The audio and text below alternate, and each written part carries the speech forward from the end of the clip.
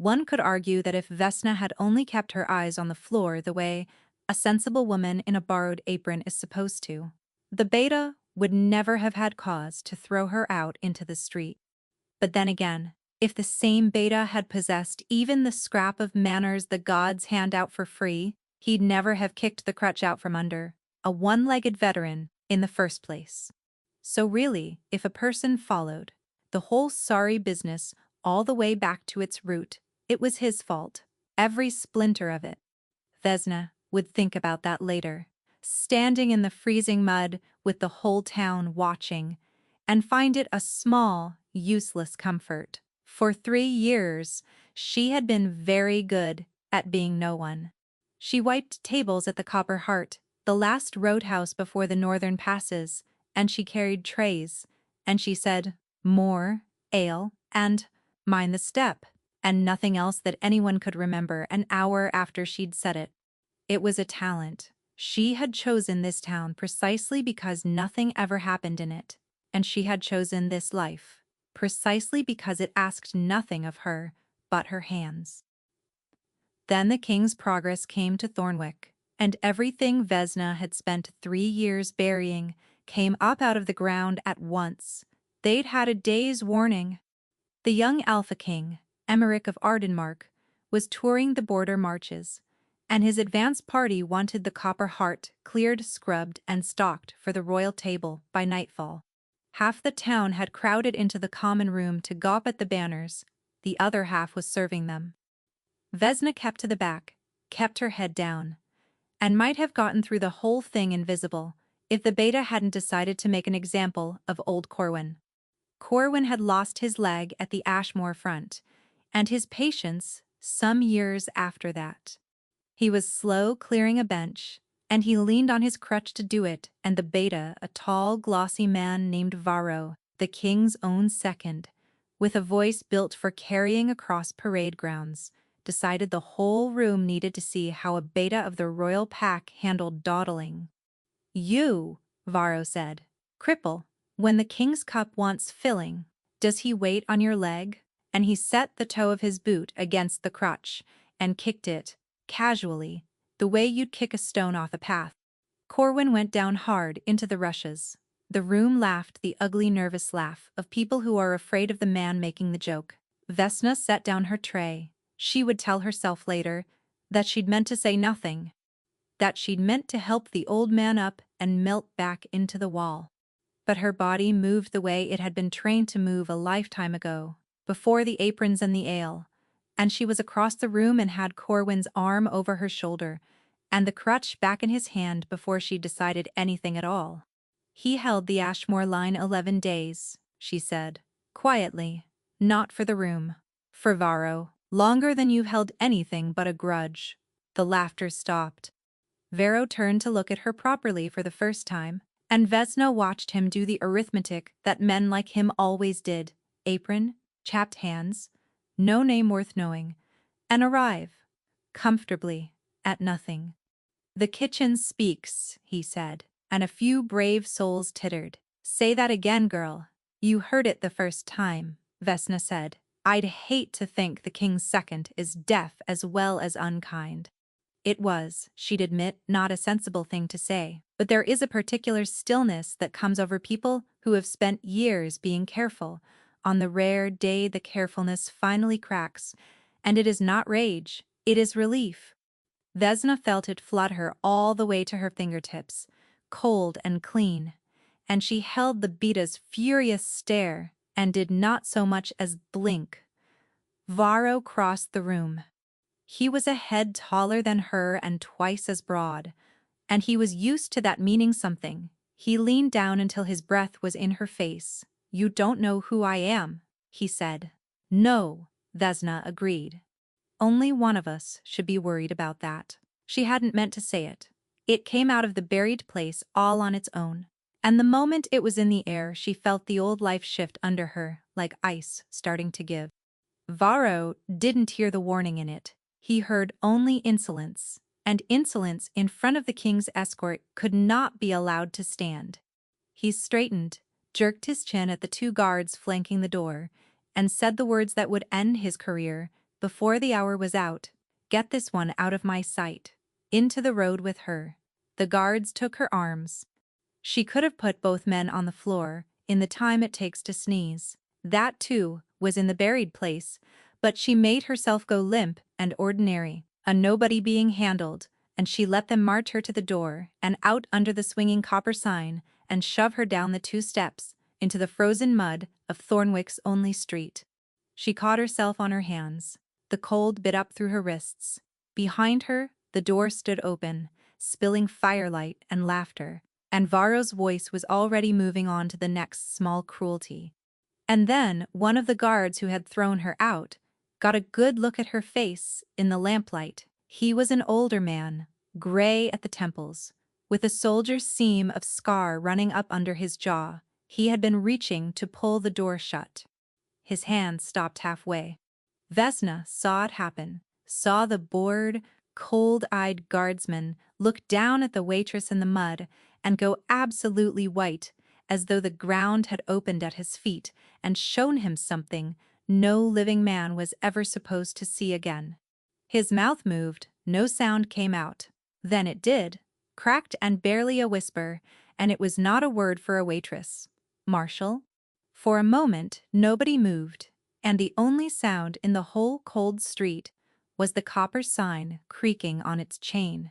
Vesna, on her hands and knees in the mud, closed her eyes. 3 years.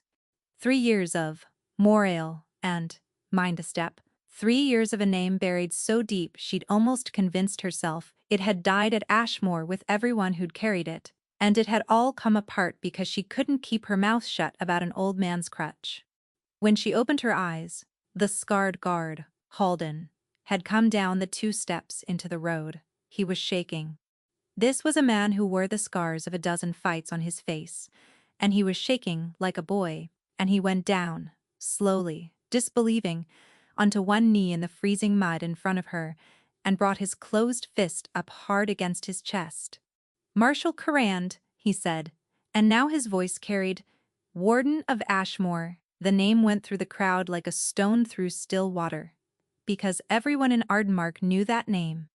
Children were told the story of the Warden of Ashmore, the marshal who had held the eastern passes 11 days, against an army 4 times her strength, walked out of the Ashmore ford, the sole survivor of her own war company, and then vanished off the face of the world, so completely that the crown carved her name on the memorial wall with the honored dead. Vesna Corand was a statue in the capital. Vesna Corand was a song. Vesna Corand was, apparently, kneeling in the mud outside a border roadhouse in a serving apron. That's not. Varro had come to the doorway, and the laughter had drained clean out of his glossy face. "That's a kitchen girl. The warden's dead. She's been dead 3 years. Halden didn't so much as look at him. None of them did. Because now, the second guard had seen it too. And then the 4 soldiers of the escort who'd been warming their hands at the door. And one by one, all down the length of the Copper Heart's front, the king's men were turning to look at the woman in the road. And one by one, as recognition hit them, they were coming to attention. Fists to chests, backs snapping straight. It moved down the street like wind through a field of grain, soldier after soldier after soldier, men who had never in their lives laid eyes on her, but who had grown up on the legend of her, drawing themselves up rigid and silent in the mud and the lamplight because some instinct older than orders told them exactly who had just been thrown into the road at their feet. Within the span of 10 breaths, every guard in Thornwick stood at attention. For the waitress, the townsfolk saw it and did not understand it, and then began, in ragged pieces, to understand it. A woman near the well made a small sound and pressed her apron to her mouth. An old man took his cap off his head. Word was already running back through the crowd in a hiss of whispers. "The warden, it's the warden, she's alive. Gods above, she's been here. She's been pouring our ale," and the whispering built into something that was not quite cheering and not quite weeping, and had the shape of both. Varro stared at his own men, the king's men, arrayed like a wall of stone around a woman in an apron, and Vesna watched the horror climb up his throat as the arithmetic finally, catastrophically redid itself. She could see him retracing it. The cripple, the insolent kitchen girl, the shove, the 2 steps down into the mud.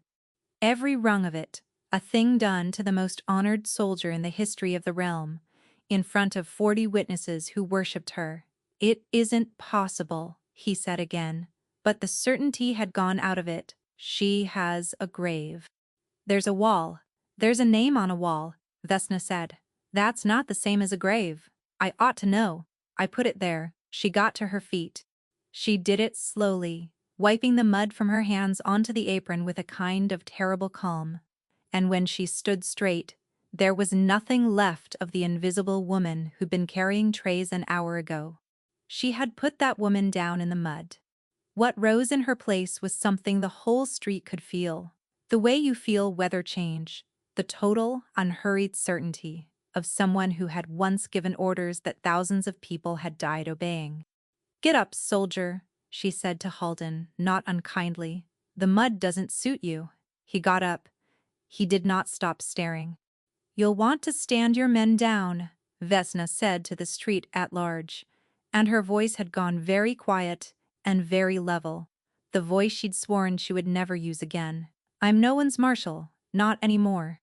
I resigned that name at the Ashmore Ford, and I'd thank the lot of you to let it stay buried." Nobody moved. Nobody lowered a fist. They could no more stand down from her than they could stop breathing, and she knew it, and the knowing of it settled on her shoulders, like the old weight of command she had crawled to the ends of the earth to be rid of. Varro found his voice.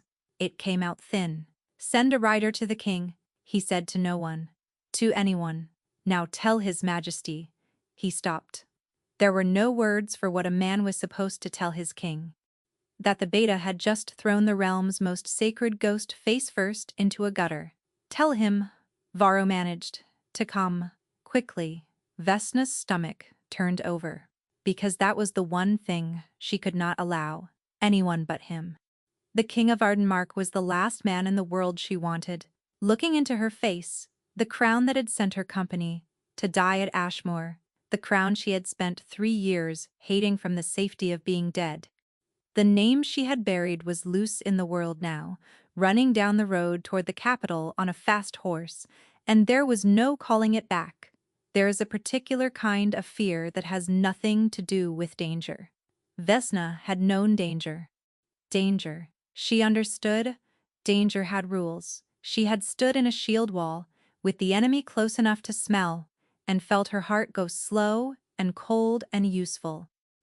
That was not what she felt now, standing in the road, with the whole of Thornwick gone silent around her, and a wall of soldiers, refusing to stop, honoring a woman who wanted only to disappear. What she felt now was the specific, airless dread of a person whose one carefully built hiding place has just been kicked open to the sky. "Run," said the old soldier's voice in the back of her skull. "Northern Pass is 4 hours on foot. Go now, before the king comes. But you cannot outrun 40 men standing at attention, and you cannot vanish from a street that is watching you. Like you're a saint, step down off a wall, and some traitor part of her, the part that had once loved the work more than she'd ever admitted, was tired, so tired, of running." Vesna Pell had pushed to the front of the crowd, apron still on, dishcloth still in his hands. He was 19, and had worked beside her for a year, and looked now like the floor had tilted under him. "They're saying, is it true? Are you her?" Behind him, old Wren, the cook, had both hands pressed to her mouth. Vesna looked at the two of them, the closest thing to a life she'd built in 3 years, and saw the exact moment the woman they'd known. Quiet Vesna, careful Vesna, more ale Vesna, stopped being real to them. It was a small grief on top of a large one. She had gotten good at those. "I was her," she said, "a long time ago, but the songs say you're..." Pell couldn't finish it. "The songs say a lot of things." Vesna's eyes went, without her permission, to the South Road, most of them wrong, because here was the truth, the songs left out. The warden of Ashmore had not walked out of that massacre a hero. She had walked out, the only living witness to the fact that her company had been sent into that ford to die, that the orders had come down clean and certain from the capital, from the king's own council, sending 1,100 soldiers across open water into an ambush anyone with a map could have seen. She had begged for the reserves that never came. She had watched the men and women who trusted her drown in the cold gray water, one after another, and been powerless to stop a moment of it. And when it was over, and the crown wanted a hero for its wall, instead of an inconvenient survivor asking inconvenient questions, Vesna Corrind had understood, with perfect clarity, that the safest thing she could ever be was dead. So, she had died. She'd let them carve the name. And she'd gone north to carry trays in a town where the war was just a story told by the fire in winter, where no one had ever seen her face on a coin because the border was too poor to mint them, and she had almost made it stick. Now the man whose counsel had drowned her company was coming to look at her face. She wondered if he even knew what his own counsel had done. She wondered if he'd care. She had spent 3 years assuming the worst of him, and the assuming had been a kind of company, the way a grievance can keep you warm on a cold road. The dread crystallized into something colder as she thought it. Let him come then. Let the king see the ghost his crown had made. She was done being afraid of him. She had been afraid for 3 years, and it had bought her nothing but a borrowed apron. Marshal Halden, again at her shoulder, low and urgent. He'd stopped shaking. What was in his face now was worse. Hope, raw and undefended, the hope of a soldier who'd found something he thought the world had lost. The riders are back from the south. They didn't have to go far. What do you mean? They didn't have to go far. Halden's throat worked. He nodded down the road, and Vesna turned and understood. The king's progress had not been a day behind. Down the length of Thornwick's only street, the crowd was parting. Not for a messenger, not for an escort, but for a single man on foot, who had swung down off his horse at the edge of the throng and was walking the rest of the way himself, unhurried. A plain gray traveling cloak thrown over his shoulders and no crown anywhere on him, because a true Alpha King does not need to tell a street who he is. He was young.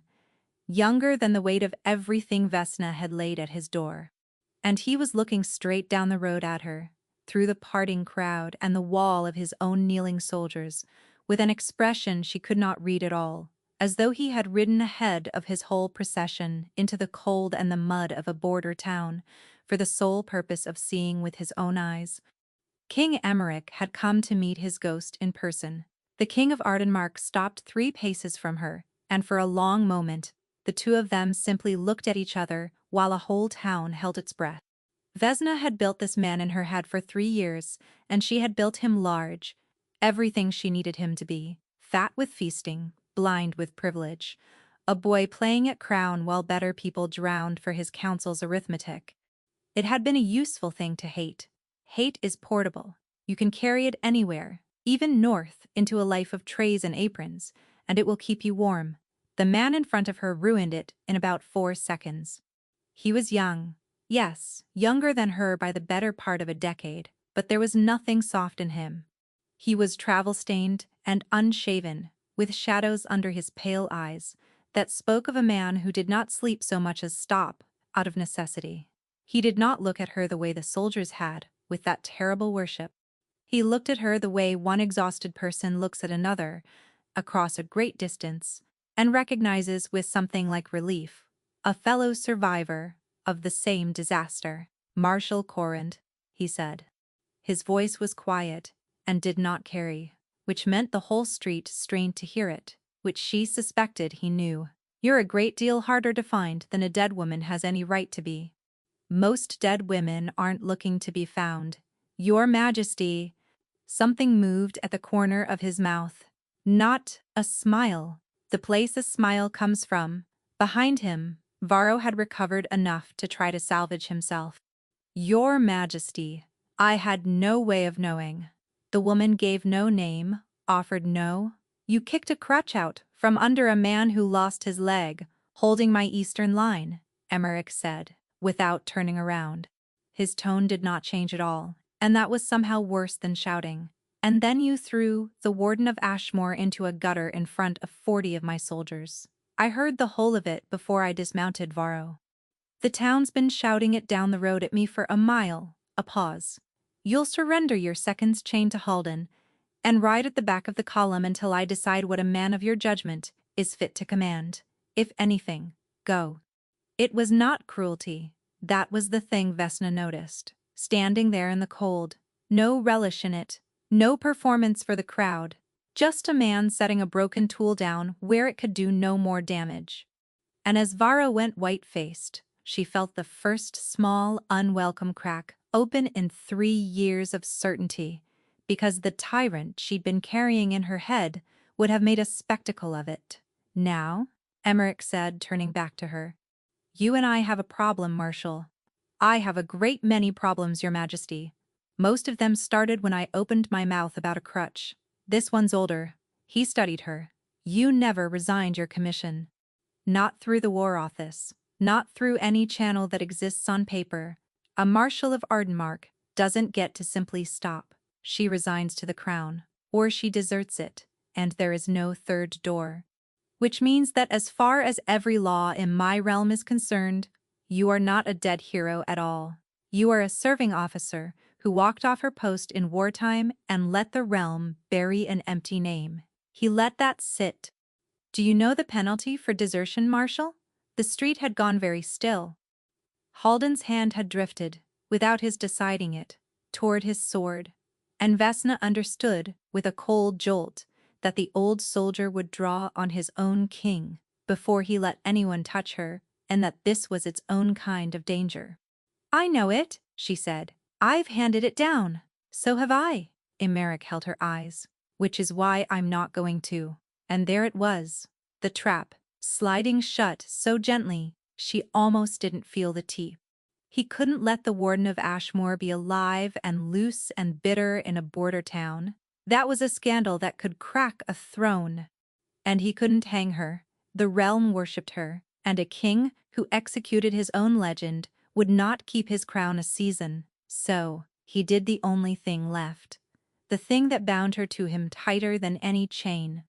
I'm reinstating you, he said. As of this moment you ride with my progress, under my colors, restored to every honor the wall in the capital pretends you're owed. Refuse, and you're a deserter, and the law has one answer. Accept, and you're mine again. The corner of his mouth did the thing again. I did warn you we had a problem. It was, she thought, a beautiful piece of work. No threat, no chains, no raised voice, just a door walled up quietly behind her, while she was still admiring the one in front. He hadn't backed her into a corner. He'd let her walk into it and then pointed out kindly that it was one. Vesna looked at the wall of soldiers who would die before they let her run, and at the king who had just made certain she couldn't, and felt the old life close over her head like the Ford water closing over Ashmore. Why? She said low. Only for him. You could have left me dead. Cleaner for you. So why haul a bitter ghost back into the light? For the first time, the tiredness in him sharpened into something else, something watchful and private. He stepped closer, close enough that his next words reached no ear but hers. Because I didn't ride a mile ahead of my own guard to look at a ghost, Marshal, Emmerich said. I rode ahead, because there are men in my own camp I no longer dare turn my back on. And you are the one person left alive in this realm who has every reason on earth to hate me, which makes you the one person I can be certain isn't already theirs. They gave her a horse, a soldier's coat that fit across the shoulders, better than the apron ever had, and a place 3 riders back from the king, and Vesna spent the first full day of her resurrection, deciding she would ride with the progress exactly as far as the next crossroads, and then vanish into the hills the moment the watch got sloppy. The watch did not get sloppy. That was the first thing that told her Emmerich had not been exaggerating. She'd meant to keep her eyes down and her opinions buried, the way she had for 3 years. She lasted until mid-morning. It was not in her, she discovered, to ride through a column this badly arranged and say nothing. The scouts ranged too close. The baggage bunched where a single felled tree would trap it, the flankers watching the road and never the ridgelines, which is where anyone who has set an ambush knows to watch. By noon, she had catalogued a dozen ways to kill the king before his men could reach him, and it put her in a foul mood, because a person cannot see that clearly and still pretend not to care. "You're doing it again," Emmerich said, dropping his horse back to ride beside her. "That face. You found something wrong with my column. I found 40 things wrong with your column." "Only 40? Alcuin assures me it's the finest escort in the realm." Then Alcuin has never watched a tree line in his life. She heard the edge in it too late. Something flickered across the king's face. Not offense, interest. "Go on," he said. And it was the exact tone the veterans had used. "The show me?" And against every instinct she owned, Vesna went on. She told him about the ridgelines, the baggage. She sketched in the dirt at the midday halt, where she'd have hidden her own men if she'd wanted him dead, and Emmerich crouched in the road beside her and did not once say how interesting the way the powerful say it to end a conversation. He asked questions, sharp ones, the kind you can only ask if you're actually listening. "You should have had this from your war office years ago," she said finally, scrubbing out the dirt map with her boot. "I've had a great many things from my war office," Emmerich said. "Almost none of them true." He said it lightly, but the lightness was the kind stretched thin over something that had teeth underneath, and Vesna filed it away with the growing pile of things about this man that did not fit the man she'd built in her head. At the evening halt, he did a thing she was not prepared for. She had gone to see to her own horse, the way an officer sees to her mount before herself, and found the king already there, awkwardly loosening the girth with his own royal hands. "I'm told," he said, not looking at her, "that the warden of Ashmore never let another soul touch her horse in 9 years of service. It seemed rude to make you start now." He made a hash of the buckle. She reached past him and fixed it without a word, and their hands brushed on the leather and neither of them mentioned it, and Vesna spent the rest of the evening furious at how long she could still feel it. A king who fumbled a girth strap sooner than let a tired soldier wait on him was not, it turned out, anywhere in the store of things she had taught herself to despise. It went on like that for 3 days on the North Road, and Vesna could feel herself losing an argument she was having entirely with herself. He was not what she'd needed him to be. He was tired and dry and unreasonably observant, and when he laughed, rarely, and always as though surprised, into it, she felt the corner of her own mouth answer, before she could stop it. "Worse," he asked about Ashmore. Not the way people asked, greedy for the horror of it. He asked about the reserves that never came, and who had signed the order. He listened to her answers with a stillness that frightened her, because it was the stillness of a man matching what she said against something he already half knew. "You keep coming back to the order," she said on the 3rd night, at the edge of the firelight. "Why?" Emmerich was quiet a long moment. "Because I was 17 when Ashmore happened," he said, "newly crowned.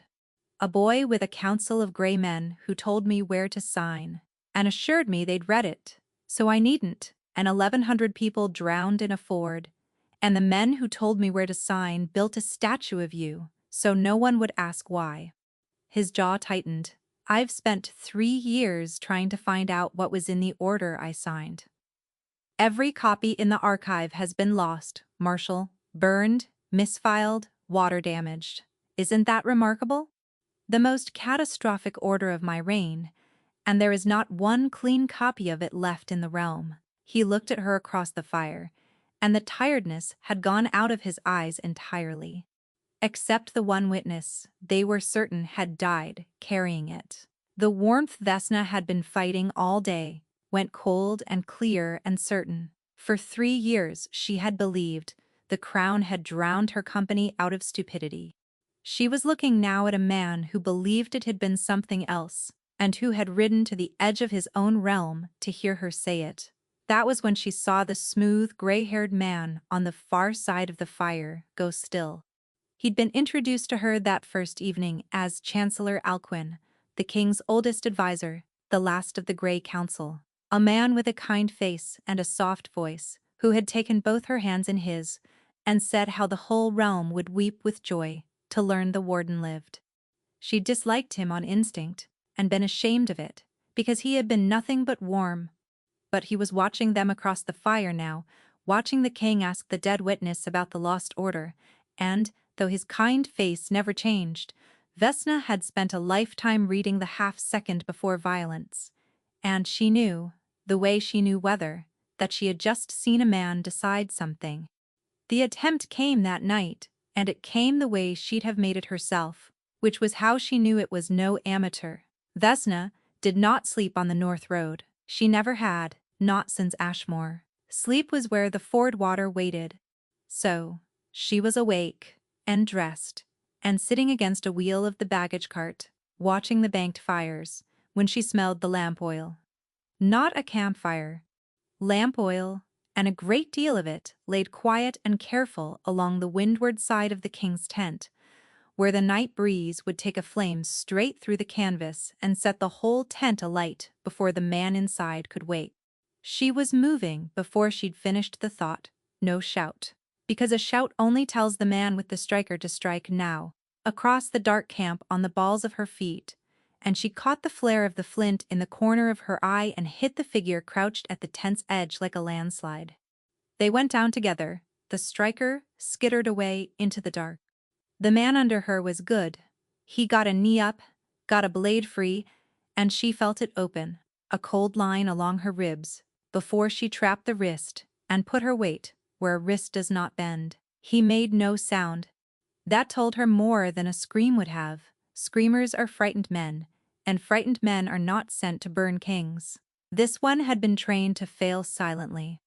She had not fought in 3 years, and had told herself she was glad of it. But her body had forgotten nothing. Not the way to turn a man's own weight into a cage. Not the terrible ease with which the buried thing rose up and took the wheel. Some part of her, a part she was ashamed of, sang. He bucked once more, twice, then went still under the certainty that he could not move without breaking, and she held him in the dark and felt the old self settle back into her bones like it had never left. Marshall? Halden's voice, thick with sleep, then not sleepy at all. Torchlight bloomed, soldiers everywhere. The camp came apart into shouting. And through it all, when they hauled the assassin into the light, and Emmerich ducked out of the tent that had almost become his pyre, the king did not look surprised. That was the thing Vesna would keep turning over afterward. 40 soldiers were white and shaking and reaching for weapons at a threat already past, and the king of Ardenmark looked down at the man who'd come to burn him alive with the flat, unstartled weariness of someone reading a letter he'd been expecting for weeks. "The third," he said, almost to himself, then, catching her eye, "the third since midwinter, Your Majesty," Halden began. "He'll carry nothing that names anyone," Emmerich said, still looking at Vesna. "A blade, a striker, oil, bought from a market stall. Search him and you'll find a professional's nothing." He was right. They searched, and found a professional's nothing. No letter, no crest, no coin unusual enough to trace. Nothing at all, except that the man's boots were good. Very good. Better than any market cutthroats, oiled and double-stitched in a pattern Vesna had seen exactly once before, on the feet of the couriers who carried sealed orders out of the capital's war office. She said nothing about the boots. Not with the whole camp listening. But her eyes went, before she could stop them, across the confusion to where Chancellor Alcuin stood in his nightrobe at the edge of the torchlight, wringing his kind hands, his soft face, a picture of horror, at the violence done to his beloved king. And she thought, with the cold clarity of the Ford, he'd come from his tent already, dressed beneath the robe. She caught it in the half-second before her mind could argue her out of it. The collar of a day shirt at his throat, boots laced under the hem. A man who had lain down that night knowing he might need to be up, and composed and grieving on short notice. It was nothing. It would prove nothing. Vesna had learned, at terrible cost, the difference between what she could prove and what she knew. And she knew. The assassin, when Halden hauled his head up to the light, met her eyes with a flat professional calm and said nothing at all. Not then, not when they bound his wrists, not when they marched him off to be held under guard. Trained to silence, the way the disciplined ones always were, he gave her nothing but a pair of capital boots and a certainty she could not yet say aloud. Emmerich crouched to her, then, and his hand came up to the dark stains spreading along her ribs where the blade had opened her. "You're bleeding," he said, and for the first time all night something cracked in the careful, tired calm of him. Something raw and frightened that had nothing to do with the fire that had nearly taken him and everything to do with the blood on her coat. "It's shallow." She caught his wrist before his hand could reach the wound. "Your Majesty, look at me. 3 attempts since midwinter, and you ride the North Road with a thin guard and a council of gray men, and you're not surprised." Her grip tightened. "Who is trying to kill you? And why in the gods' names do you look like you already know?" For half a breath she saw him decide whether to lie. Then he closed his hand over hers, over the blood, and leaned in so close his answer was only for her. "Not here," he breathed. "Tell no one what you saw. Not the boots, not Alcuin, no one. Trust me one night, Marshal, and I'll tell you the whole black thing before the sun's up. But if you say a word in this camp before I do, you won't live to see it, and neither will I." He took her out past the pickets, to a stand of birches where the horses couldn't hear and the sentries couldn't see, and there, under a sky gone hard and bright with cold, King Emmerich told her the whole black thing. "The war was real," he said. "The raiders were real, but the war that was fought and the war I was shown were 2 different animals. Marshall and I have spent 3 years learning to tell them apart. Someone in my own court wanted that war long. A long war is a river of gold if you hold the supply contracts, and it is a slow poison to a boy king if every season of it makes him look weaker, and I looked weak. I was 17, and I signed where I was told. And men died, and the Grey Council clucked and shook their heads, and let the realm see exactly how badly the pup was managing his father's throne. Ashmore was the masterwork. Send the realm's most beloved company into a ford that couldn't be held. Hold back the reserves. Let them drown. And then, this is the part I admire, in the way you admire a beautiful cutthroat. Build a survivor a statue, so that the grief of the whole realm curdles into loyalty to the men who arranged it. A martyr is worth 10 victories. You don't rally a kingdom behind a win, you rally it behind a wound." Vesna stood very still. "You're saying my company wasn't lost. It was spent. I'm saying someone did arithmetic, and your 1100 were the sum." He turned to face her. "The order I signed held the reserves in the rear as a precaution. I have hunted every copy of that order to the ends of my archive. They are all gone but the ashes. But you were there, Marshal. You received the deployment in the field, in a hand you'd know again, and you are the one living soul who can stand in front of the realm and say, 'This is what the order said when it reached me, and it is not what the king signed.'" The cold went all the way through her. For 3 years she had hated a boy on a throne because hating him was simpler than the truth, which was that no one is punished for 1100 deaths, and that the world simply goes on. To be told now that there had been a hand behind it, a face, a name, it was like being handed back a limb she'd learned to live without, and finding it still hurt. "Who?" she said. "When I'm certain, I'll say it. I have watched what happens to men who accuse the powerful on a feeling." He said it grimly, and she understood he'd learned it the hard way. 2 years ago I took a suspicion to the old Lord Treasurer. He was dead of a bad oyster inside the week. The inquest closed before I'd finished asking for one. You do not draw on men like these. until you hold the one thing not a soul alive can argue with. And the only thing that sighs, Marshall, is you. You keep saying that me. She wrapped her arms around herself against the cold. The witness, the proof, the one clean record in the realm. Do you know, for 3 years I've tried to be no one at all, and every man who's ever looked twice at me has seen only the one useful thing I could be made into. I begin to think it's all anyone will ever see. That, Emmerich said quietly, is the first thing you've said tonight that I know to be false. But you won't believe me if I argue it, so I'll simply file it, and let the days argue it for me. She should have left it there.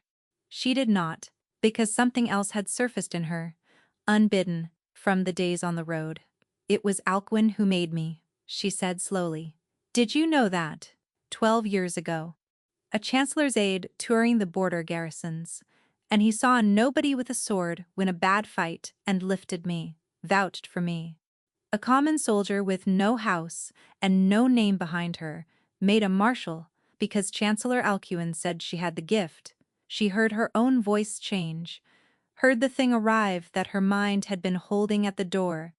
No family to ask questions, no house to raise a banner if she fell. She looked up. You'd want a hero like that, wouldn't you? If you were going to spend her, one nobody could disappear. Emmerich didn't answer. She watched him watch her arrive at the edge of it, and she watched him decide, visibly, not to push her over, and that restraint undid her more than any confession could have. And the days did argue it. He never pressed, he only waited, and a woman who has spent her life, braced against a shove, has no defense against a man, content to simply stand there being right. She caught herself noticing that he ate last, after his men, a habit no pampered king would keep, noticing the shape of his hands on the reins, and being furious about it. The grievance she'd carried 3 years, the one that had kept her warm on cold roads, was guttering, and she found she mourned it, because hatred asks nothing of you, and whatever was rising to take its place was going to ask everything. They stood there in the dark now, past the pickets, and the thing she had been refusing for 4 days stood there with them. She was aware of him, the way she was aware of a fire in a cold room, the warmth of him, the pull of him, some deep animal certainty under her skin that had been getting louder since the road, and that she had been very determinedly calling. 2 strong wolves in the dark, and something between them drawn tight as a bowstring. Her wolf knew the word for it, had known since the mud of Thornwick. She would not let her mouth say it. He was close. She could have closed it. Every instinct she owned leaned toward him, and she hated every one of them. Because wanting was how they got you. Wanting was the crack they poured the poison through, and she had promised herself at the ford that she would never again want anything the crown could take away. We reach the capital tomorrow, Emmerich said quietly, and did not close the distance, and she was furious at how much she'd wanted him to. There'll be a reception, the full court. Every grave face that built your statue, standing in a row to welcome the warden home. His jaw tightened. Whoever did Ashmore will be in that room, Marshall, smiling at you. And now they know you're alive. The capital received the warden of Ashmore the way it had once buried her, with candles and music and a great deal of expensive weeping. Vesna stood at the edge of the great hall in a gown of deep gray, and felt more exposed than she ever had in a shield wall. She had been a saint on a wall in this city. Now she was flesh among the very people who'd carved her, and every one of them came to press her hands and tell her the realm had never stopped grieving, and she smelled the lie on some of them and not others, and could not, in a crowded room, tell which was which. Alcuin found her first, both soft hands out, his kind face creased with feeling, taking her hands the way he had 12 years ago in a border garrison. Look at you, child. I carved your name myself, did you know? I could not bear that the realm forget you. And Vesna let the man who had murdered her company hold her hands and grieve for her, and smiled, and said it was good to be remembered, and felt the ford water close over her head. He believed she suspected nothing. That was the one advantage she had, and she guarded it like a coal. Emmerich found her after, on a balcony where the music thinned. He'd shed the crown again the moment protocol allowed. He wore it, she'd noticed, like a man wears a splint. "You hate this," she said. He laughed, surprised. Out of himself. "I've hated it since I was 17. The smiling. Being the boy they need me to be, so no one looks too hard at the man I'm not yet." He stopped, as though he'd said more than he meant. Then, low. "You look like a blade. Someone finally cleaned up and remembered was worth something." That's a terrible thing to say to a woman. Is it? I meant it as the truest thing in the room, and there, she would never afterward be able to say how the bowstring finally went. She turned into him or he into her, and his mouth found hers, and every careful wall she'd spent 3 years mortaring went white and silent all at once. His hand slid into her hair. He kissed her like a man who had decided to stop being careful for exactly 1 minute of his life, and she felt the pull she'd been calling adrenaline roar up in answer. Impossible now to lie about. The deep, wordless recognition of two wolves who had found the one the world had been keeping from them. It poured through her, warm and molten and terrifying, and she made a sound against his mouth she'd have died to take back if she'd had a thought left to be ashamed with. And what she felt then undid her. The plain, unmistakable warmth of a man who wanted her, wholly and without calculation.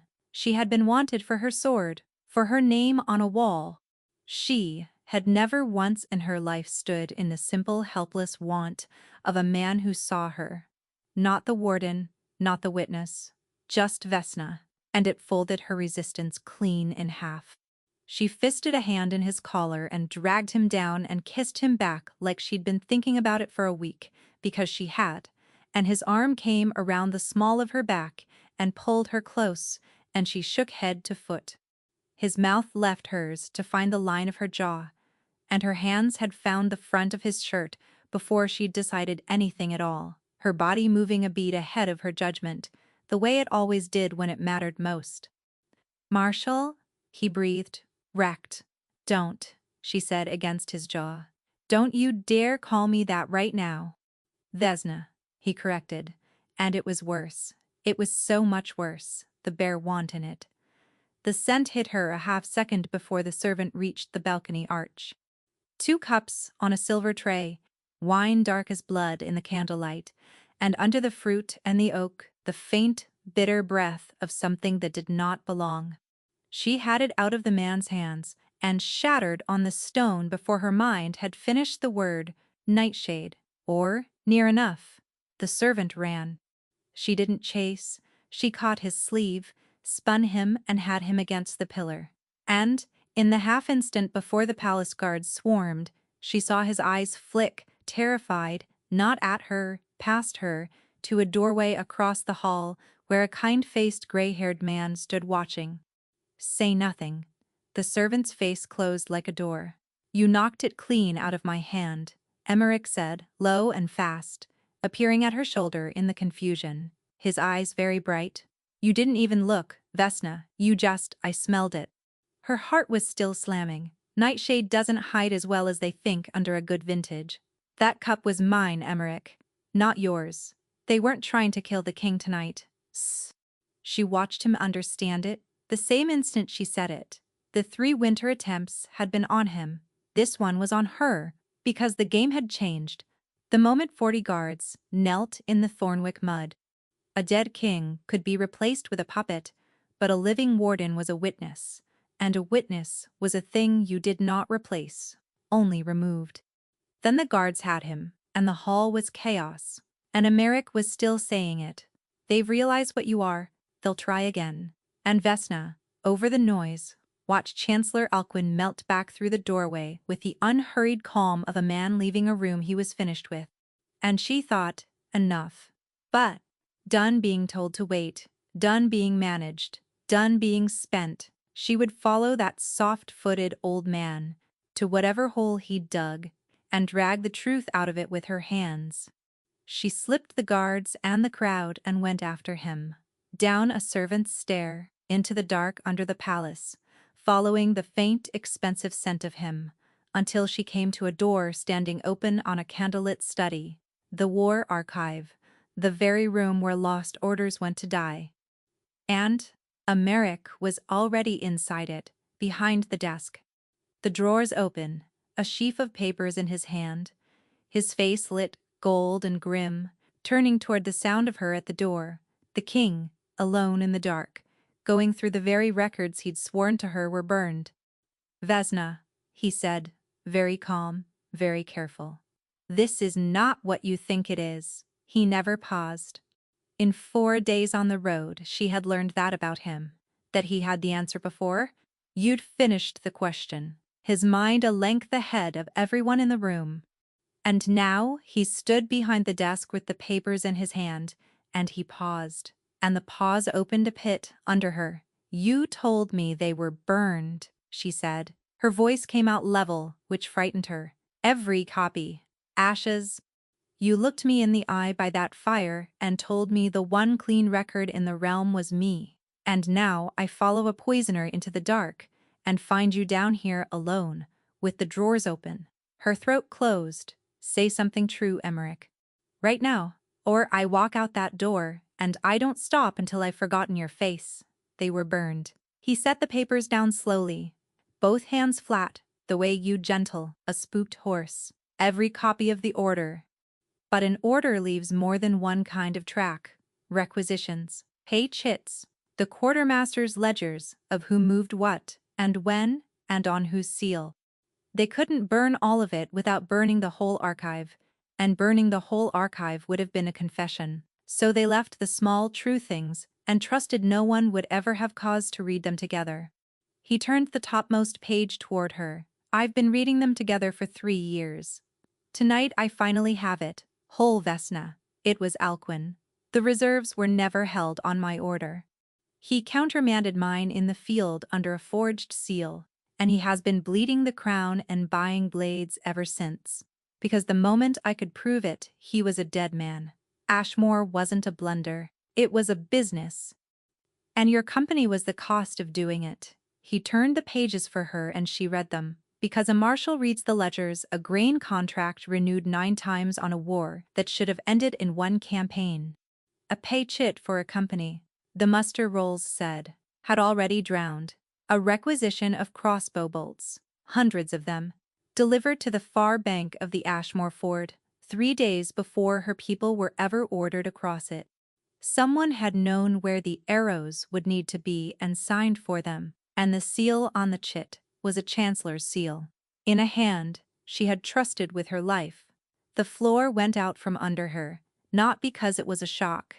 Because it wasn't, because every ugly thing had been quietly assembling itself, since the birches, and now it stood up whole and looked at her with a kind face and soft hands, and she knew it for exactly what it was. "He made me," she whispered, "so he could spend me, a nobody with the gift, and no house to mourn her. He built me for 12 years for the single purpose of one beautiful disposable martyr. Every good thing, the commission, the command, the years I thought I'd earned. He handed me each of them for the same reason a butcher fattens a lamb. It was never that he saw something in me. He saw something usable in me. He saw a knife he could throw once, and lose without anyone counting it. That's all I ever was to him. Convenient. And I loved him for it. I called him my patron. I'd have died for him. And I nearly did, exactly the way he planned. That is not all you are." Emmerich came around the desk. She stepped back, and he stopped at once. And that instant obedience was somehow the cruelest thing yet. "But you used me too." It arrived as she said it, cold and total. "The reinstatement, parading me across the realm under your colors. You didn't do that for a witness you could have hidden, you did it to flush him. A living warden he couldn't allow. You knew it would force his hand, make him move, make him careless. You staked me out like a goat under a tree and waited for the tiger." Her voice cracked clean across. "The poison tonight was meant for me. That's your plan working, Your Majesty. That's a success." He didn't deny it. He was a man who would not lie to her even to save himself, and so he stood there and let it be true. "I needed him to move," he said, low and hoarse. I couldn't take him on a feeling. I told you what happens to kings who do. And I. His jaw worked. I didn't tell you, because you hated me, and everything I'd built my case on. And I did not think you'd believe a word of it from my mouth, or help me if you did. I thought if I gave you the truth too soon, I'd lose the one person alive who could prove it. So I spent your trust before I'd earned it. It's the worst thing I've done, and I knew it while I was doing it, and I did it anyway. It was a good answer. That was the unbearable part, because a good answer is exactly how a clever man makes a fool of a woman twice. There it is, she said, and her voice had gone very quiet, which was worse than shouting, and they both knew it. The reason you didn't tell me. On that first day in the mud, you did the same arithmetic he did. 12 years apart, the same sum. Here is a woman with every reason to hate the crown, which makes her useful to me, so long as I don't tell her the shape of the use. She wiped her face with the back of her hand, angry at the tears more than at him. You watched me put my own body between you and a burning tent. You held my blood on your hands and looked frightened. And in all of it, you never once decided I could be trusted with the truth of what you were doing to me. That is not, you're all the same, she said over him. You and him. He made me because I was useful. You woke me because I was useful. Not one of you has ever once wanted the woman. Only the tool she comes wrapped in. She turned for the door. Vesna, it cracked out of him. Please. There is a poisoner still loose and a foreign envoy in this palace. And Alcuin knows the game is up, which makes tonight the most dangerous night of both our lives. I need you. And there it was again. Even now I need you. Not I'm sorry. Not I can't lose you. She almost laughed. She was 3 steps down the corridor when a shape detached itself from the dark ahead of her, and a soft, kind, terrible voice said, Marshal Corand, thank the gods. I've been looking for you everywhere. The king has gone quite mad, my dear, and I fear only you can stop what he's about to do. Alcuin stepped into the light, hands open, face full of grief, and behind him the corridor filled quietly with men who did not belong to the king. Walk with me, Alcuin said. Not a request, though the men behind him were too well trained to make it obvious. Quickly, there isn't much time. Vesna walked. Her mind had gone cold and fast and useful the way it did in a shield wall, and the first thing it told her was, do not let him see that you know. So she made her face into the one he wanted, the grieving, freshly used woman whose king had just broken her heart in a cellar. It was not a hard face to borrow. She'd been wearing pieces of it all night. He used you, Alcuin said gently as they climbed toward the light. Staked you like bait, the poor besotted fool. I've watched it grieve you all evening, child. It grieves me too, a sigh. Perfectly weighted. The Eastern king sent his own brother to sit at our table, and Emeric means to lay Ashmore at his door tonight, to wave a forged order in a foreign prince's face, and start a war he cannot win, to distract the realm from his own failures. His kind eyes found hers. It has to be stopped, and it cannot come from me. An old chancellor, they'd say. I grasp for power. It has to come from the warden of Ashmore. Tell the envoy what the king is. One word from you and the realm will set this reckless boy aside and let steadier hands steady it. Good houses stand ready, Vesna, mine among them.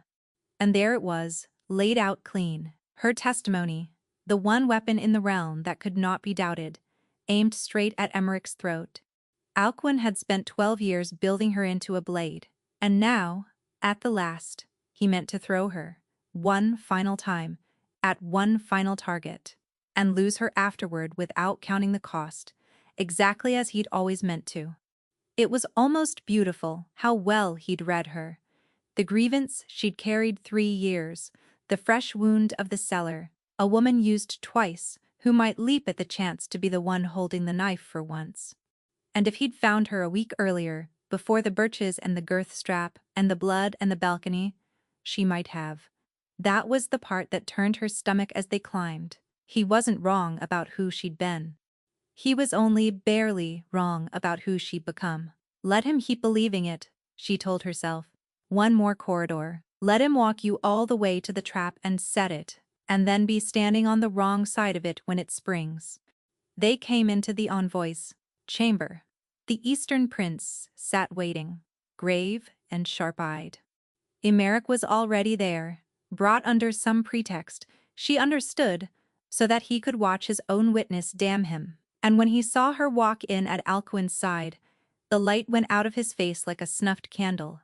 He thought she'd come to bury him, and after the cellar he had every reason to. "Your Highness," Alcuin said, bowing to the prince, "it grieves me, but your host has done a terrible thing, and the realm's most honored soldier is here to tell you of it. Marshal Corand." He turned, spread a hand toward her, the master presenting his instrument. "Tell His Highness what the king is." Every face in the room turned to her. She looked at Emeric, who had not tried to speak, who was simply looking back at her with the flat calm of a man watching the axe fall, and she told him, with no words at all, "I'm sorry, I should have believed you an hour ago." Then she turned to the Eastern prince. "The king," she said, "is the only honest man in this palace. And Chancellor Alcuin is the man who engineered the massacre at Ashmore, forged a royal order to do it, and has tried 3 times this winter to murder his own sovereign. He drugged the wine on the balcony tonight to silence me before I could say so. Search his apartments while he stands here, and cannot reach them. You will not find a wronged realm. You will find a paymaster's ledger, a forger's seals, and enough poison to kill an alpha king." The room went utterly still. "She's distraught," Alcuin said, and the warmth in his voice curdled at last into something cold. "The king used her cruelly tonight. The whole camp will attest she's not herself." "Then a search costs you nothing," the Eastern prince said quietly, and nodded to his own men. And Alcuin's kind face came off all at once, the way a mask comes off, and what was left underneath was a cornered animal that had spent 12 years pretending to be a grandfather. He didn't run for the door. He ran at her, because she was the proof. She was always the proof, and a knife slid out of his sleeve on a spring catch, aimed at her before anyone could cross the room. But this was the one thing in the whole endless night that Vesna knew how to do without thinking. She turned into him instead of away, caught the knife arm at the wrist, used his own forward weight against him, and put the Chancellor of Ardenmark face down on the marble with her knee between his shoulders and his forged seals scattering out of his robe across the floor for a foreign prince to read. She leaned close to his ear, close enough that no one else in that ringing room could hear it. "You built me to be spent," she said. "You spent 12 years teaching a nobody how to put a bigger man on the floor. You should have remembered what you built." He thrashed once, twice, and then went rigid, pinned by the plain arithmetic that any movement now would cost him the arm, and the mask stayed off. And the last thing the Chancellor of Ardenmark did as a free man was laugh, a small, bitter, disbelieving sound, the sound of a master craftsman undone by his own finest work. Then the envoy's guards had him, and Emeric's men poured in behind, and the seals and the ledgers and the little vial of nightshade tucked in his sleeve went into the hands of a foreign prince who had come expecting to be lied to and would go home instead, a friend of the honest young king who'd caught his own murderer bare-handed, and Emeric was staring at her across the wreck of it, like a man who had braced to be executed and been handed his life instead. "You saved me," he said, "even after the cellar. Even after everything. You still." "I came to stop a traitor," Vesna said, and made her voice flat and dead. "That's all. Not 1 second of it was forgiveness." And she watched the light she'd just given him go out again, and she turned and walked out into the dark before he could see her face come apart. They took Alcuin's ledgers apart, line by line, and the truth of Ashmore came out at last into the daylight 3 years late and paid for in 1,100 lives. The Chancellor went into a cell beneath the old fort. 2 grey councilmen went with him. The forged order was read aloud in open court, and the realm learned that its most sacred wound had been a business transaction. And something in the city shifted. A boy king nobody had taken seriously became, overnight, He offered Vesna everything, her marshalsea restored in full, a seat on the council she'd help him rebuild from the ashes of the Grey One, land, honors, the freedom of the realm. She took the marshalsea because the guard needed rebuilding, and she was the one to do it, and she refused everything else, and she refused the king. He courted her anyway. She'd expected a king to take a no from a soldier and move on to the business of ruling, a council to rebuild, a realm to steady, 100 better matches lined up for a newly beloved king. Instead, Emmerich set about, with the same quiet stubbornness he'd used to hunt a traitor for 3 years, trying to win back a woman who would not look at him across the war table. It was, everyone agreed, faintly ridiculous. She stood at that table twice a week, now, and he was always across it, and he would catch her eye over the troop numbers and his whole face would do something hopeful and undefended, and she would look back down at the page. Afterward, he'd find a reason to linger by the door. "Marshal," he'd say softly, "a moment," and she would gather her maps and walk past him and out, every time. And every time, it cost her a little more than the last. The flowers came a month in. She came off a dawn watch to find the whole barracks yard full of them, her own soldiers, grinning like fools, waiting to see what she'd do. She sent them to the infirmary in the temple. The jewels she sent back unopened, but the letters she could not quite make herself burn. They came 2 and 3 a week in his own hand, and some were about her and some weren't. A supply dispute, a posting, a question about the Northern Watch, as though her honest word were still worth having. I keep trying to find a word bigger than sorry, one red, and there isn't one. So I'll keep spending the small one until it means something. And another, near the bottom of a page, she'd sworn she wouldn't finish. "I woke you because you were useful. That was the beginning, and it damns me. But somewhere on that cold road it stopped being why, and I have no way to prove that to you, except to keep standing here, after every reason to has gone." She kept them in the bottom of a trunk and told herself it was for evidence.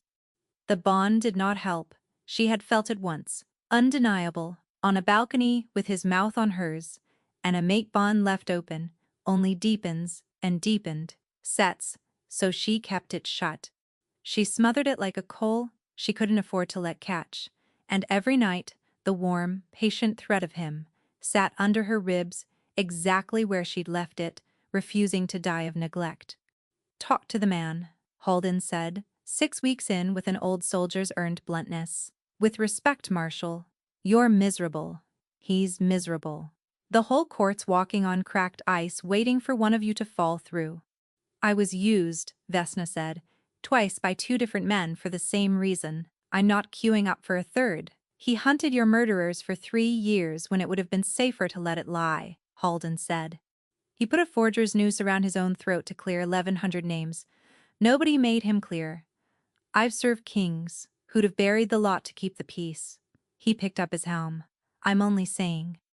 There's used, and there's a man who spent everything he had to give you back your dead. They don't always look different from the outside. Worth being sure which one you're punishing." She didn't answer. She went back to her rosters.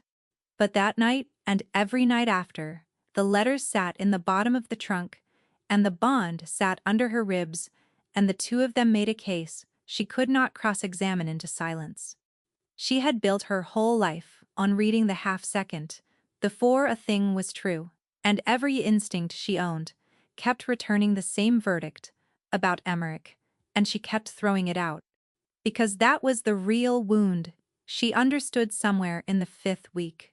It was not that Emmerich had used her.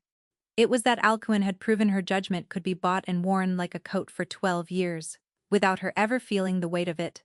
If she could be that wrong about the man who made her, how could she trust the thing in her chest that insisted, night after night, that this one was different, better to want nothing? A woman who wants nothing cannot be made a fool. She had learned that at a ford, and let herself briefly forget it on a cold northern road. And then, in the 8th week, on an ordinary gray morning, the knock came. Halden, gray-faced and stricken, wearing the look of a man whose charge has vanished on his watch. And behind the dread in his eyes was a message that put Vesna on her feet before she decided to stand.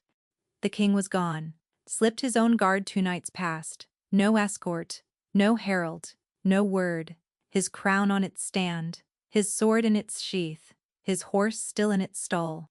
A king does not simply walk out of his own palace into a realm that still holds the loose ends of a hanged conspiracy, not unless he is taken, or unless he no longer much minds what happens to him. And the last the gate watch had seen of him.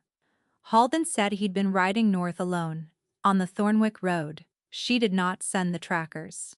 There was one way to find him that no tracker had, and she'd been strangling it for 2 months, and she stood in the cold palace yard with Halden silent and stricken beside her, and knew it was the only way. It's duty, she told herself.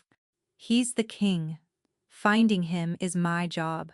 It was not all it was, and she was too frightened now to keep pretending it was. She pressed a hand to her chest, over the coal she'd been smothering since the balcony, and she let the bond open. It hit her like a door, blown off its hinges in a storm. Sorrow first, deep and bottomless, the twin of the one she'd been carrying since the cellar, then exhaustion. Then something loose, and drifting, and wrong. Not drugged, this time she'd have known drugged, but a man run all the way to the end of himself and past it. And under all of it, faint and steady as a heartbeat, the pull, telling her exactly which way north he'd gone. She rode. She rode the Thornwick Road for 3 days, barely stopping, following the thread of him hauling her forward like a rope. And the strangest thing happened as she went. The closer she came to him, the quieter the 2-month ache in her chest grew, the one she'd been calling grief and duty and a dozen other names.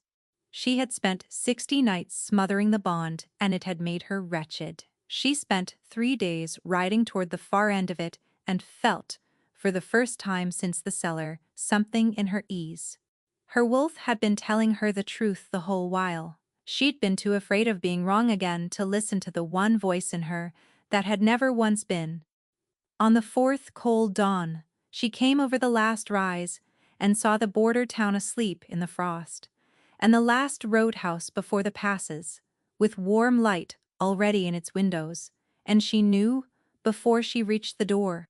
She came through it, low and ready, hand on her hilt, braced for a back room and a blade and a body, and stopped. There was just the king. Slumped at the far end of the bar of the Copper Heart, collar open, hair a disaster, 3 days unshaven, one hand around a cup he plainly wasn't drinking so much as holding, deep in earnest, miserable conversation with a profoundly uncomfortable wren, who caught Vesna's eye over his head with an expression of pure deliverance. He had come back to the exact room where she'd been thrown into the mud, shed the crown and the guard and the whole weight of the realm, and ridden 3 days alone to sit a nobody on a stool in a border roadhouse, the one place the warden of Ashmore had been no one at all. The last place he'd known her before he'd ruined it. Of course I've apologized, he was telling Wren. For 2 months. In every conceivable, I wrote letters. Did I mention the letters? You did, said Wren, who had clearly been hearing about the letters for some time. The trouble, Emmerich said, turning his cup, is that there's nothing left to do but give up. But how does a man give up on his own mate? Did I tell you she was my mate? Extensively. Vesna crossed the room and took the cup clean out of his hand. That's enough. He turned, and his blurred, ruined, exhausted face found hers and stuck, and then broke open into something so undefended it hurt to look at, and through the wide-open bond she felt it slam into him all at once, disbelief and joy and a relief, so total it nearly took her legs out from under her too. You're here, he breathed. I opened the bond. No, I said I'd stop. I only wanted to know you were, and then you were coming. I could feel you coming. You disappeared, she said, low and shaking with a fury that was mostly terror wearing armor. No guard, no word. Do you have the faintest idea? The whole realm thinks you're taken. I thought you were taken. I opened the bond, thinking I'd find you dead. I came to be no one, he said simply, and it stopped her cold. Just once. I've been a king since I was a boy, and I have used every person I wanted to stand in the place where you were no one and I was no one, and find out if there was anything left when you take all of it away. His eyes came up clear for one moment through the wreck. There's you. That's what's left when you take it all away. Just you. I don't want the warden. Thesna. I never. The warden was Alcuin's. I want the woman who told Abeta she'd hate to think him deaf, as well as unkind. I'd give the whole crown back to be no one in a room with her. You're drunk, she managed. I'm exhausted, which is worse and lasts longer. I meant every word, and I'll mean it sober, which is the part that terrifies me. He swayed on the stool and caught the bar and steadied. You called me a user in the cellar. You were right. I woke you to spend you. But, you want to know the coward's truth, Marshal? His voice dropped, raw and plain. No mask left anywhere in him. You'd rather strangle a bond between two souls than risk being wanted for the wrong reason twice. You'd rather be no one forever than let one more person prove you were never disposable. That's not strength. I know, because it's mine too. He looked at her. We're a matched set of cowards. Marry me anyway. I dare you. The whole roadhouse had gone silent. Pell in the doorway.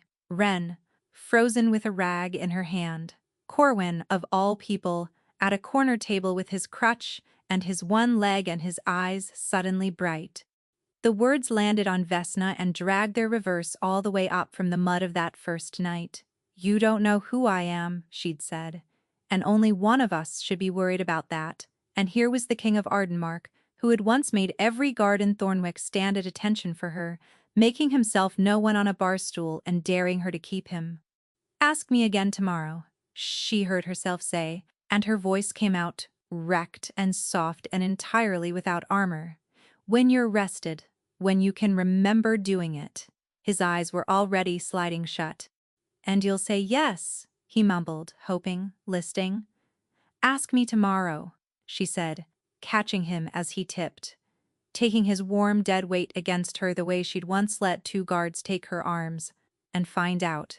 So, the king of all the land passed out cold against her shoulder, and around them, quietly, without a single order given, every old soldier in the Copperheart got to their feet and stood. Corwin on his crutch, Halden's veterans who'd ridden 3 days behind her, the whole warm room of them rising in the frostlight, not at attention for the warden this time.